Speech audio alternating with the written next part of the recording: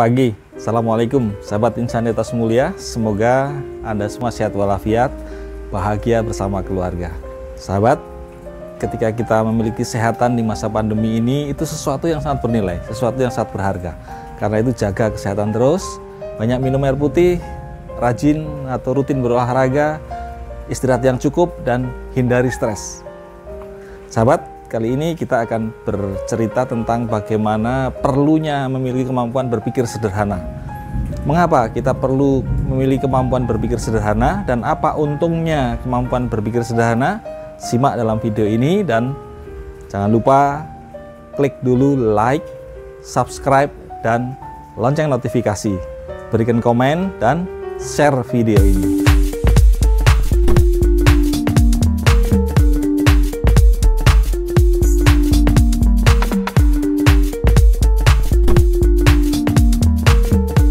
Oke sahabat, jadi ada sebuah ilustrasi tentang sebuah hotel berbintang. Beberapa kali menerima komplain dari para tamu. Komplainnya adalah waktu tunggu liftnya terlalu lama.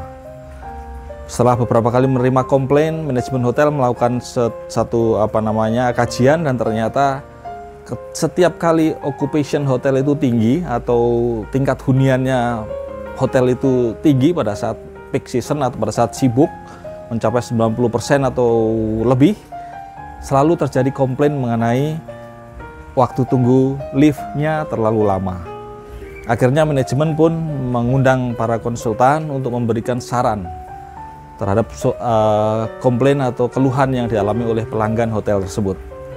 Konsultan yang pertama memberikan saran bahwa liftnya atau jumlah liftnya perlu ditambah. Sehingga dengan jumlah lift yang bertambah, kapasitas liftnya semakin banyak, berarti waktu tunggu akan semakin cepat. Kemudian konsultan yang kedua memberikan saran mengganti lift yang lama dengan lift yang baru dengan kecepatan yang lebih tinggi, kecepatan yang lebih cepat dibanding lift yang lama. Dengan lift yang lebih cepat diharapkan waktu tunggu menjadi juga lebih pendek. Sahabat, dua ide atau dua solusi yang ditawarkan ini tentu akan memberikan dampak yang positif, tetapi juga menimbulkan masalah baru bagi manajemen hotel karena membutuhkan investasi biaya yang cukup tinggi.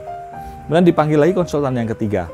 Konsultan yang ketiga memberikan saran karena masalah yang dihadapi hanyalah waktu tunggu di depan lift dan juga hanya terjadi pada saat peak season atau pada saat hotel okupansinya sangat tinggi, maka disarankan memasang cermin di depan lift dan membuat satu spot foto yang bagus di ruang tunggu lift. Sehingga demikian para tamu itu akan dialihkan perhatiannya saat menunggu lift dan tidak terasa waktunya. Sahabat, ilustrasi ini memberikan gambaran kepada kita bahwa seringkali ketika kita menghadapi satu masalah, satu kesulitan, otak kita cenderung untuk berpikir yang rumit, berpikir yang panjang, berpikir yang besar, sehingga menghasilkan sebuah solusi atau gagasan atau ide yang juga rumit. Seringkali untuk menyelesaikan sebuah masalah harus menimbulkan masalah baru, seperti halnya masalah investasi tadi. Padahal ada cara lain untuk menyelesaikan masalah, yaitu dengan cara berpikir yang lebih sederhana, berpikir yang lebih simple, yang menyesuaikan situasi, kondisi pada saat itu. Apa yang bisa kita ambil dari hikmah cerita ini adalah bahwa selain kemampuan kita berpikir besar untuk hal-hal tertentu, maka juga diperlukan kemampuan berpikir sederhana. Kemampuan berpikir sederhana saya artikan sebagai kemampuan berpikir lebih realistis atau dengan kata lain lebih membumi, sehingga ide atau solusi yang kita hasilkan juga solusi yang simple, yang bisa menyelesaikan masalah dengan cepat.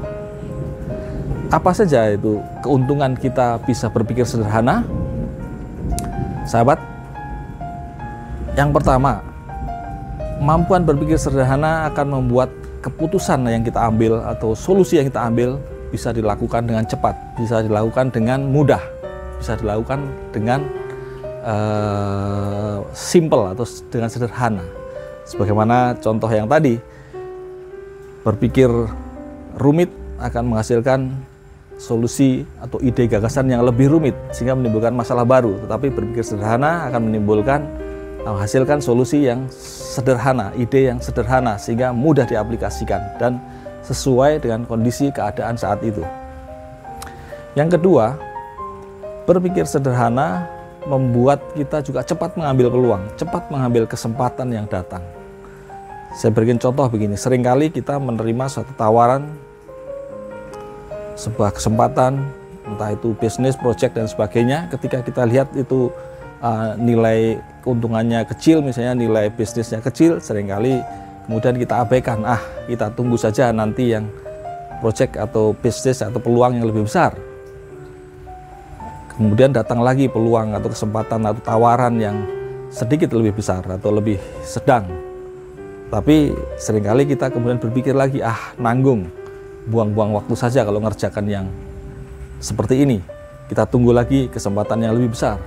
Nah, tetapi kadangkala kemudian kita menjadi tidak mendapatkan apa-apa karena menunggu kesempatan yang besar itu tidak datang-datang juga. Kesempatan yang lebih besar itu tidak datang-datang juga.